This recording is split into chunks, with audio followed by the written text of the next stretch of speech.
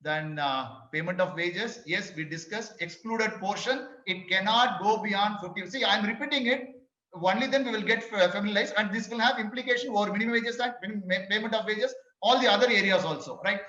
Please bear with me. I have consciously done that, right? And the excluded portion, again, it cannot go beyond 50%. This is because of the change in the definition of the term wages. And ascertaining total revenue, I think we discussed, is it going to be gross 1 or gross 2, right? I think that clarity is required, otherwise there will be a kind of confusion. And the reason for not exactly the reason, what exactly it is meant by this class, remuneration payable under any award or set, because for every 3 years or 4 years or 5 years, right? I think remuneration is revised based on the settlement in various industries, right? But why it is getting excluded, I'm not very sure. What portion is to be excluded, I'm not very clear about that, right? So that clarity is also required, in fact. Then salary ceiling of 24,000, it is removed. So irrespective of the quantum one person is drawing, that person will fall under the purview of the payment of wages chapter under code on wages.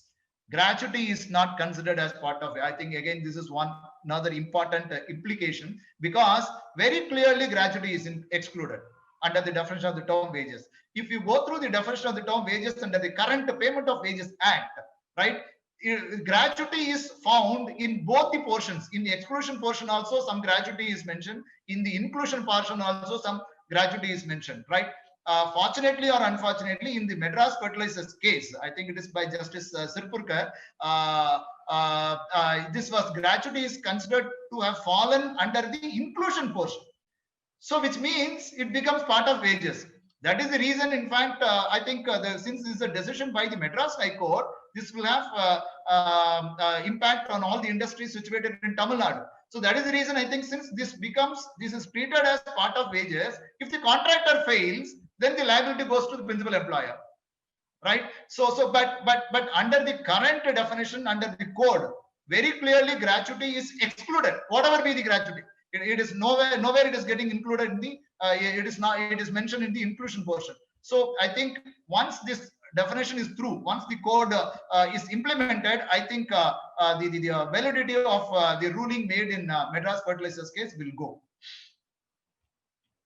And payment of wages, again, this is about the deduction. We all know, again, the maximum deduction for in a month, it cannot go beyond 50%, but if there is some deduction partially or fully towards cooperative societies, it can go up to 75%. So at least 25% should be take home pay of an individual, right? But as per the new definition, irrespective of whether there is any deduction towards cooperative society or not, the maximum deduction cannot go beyond 50% in a particular salary period. So it cannot go beyond that. And the full and final settlement, I think it is to be made within 2 working days. Even today, that is the position.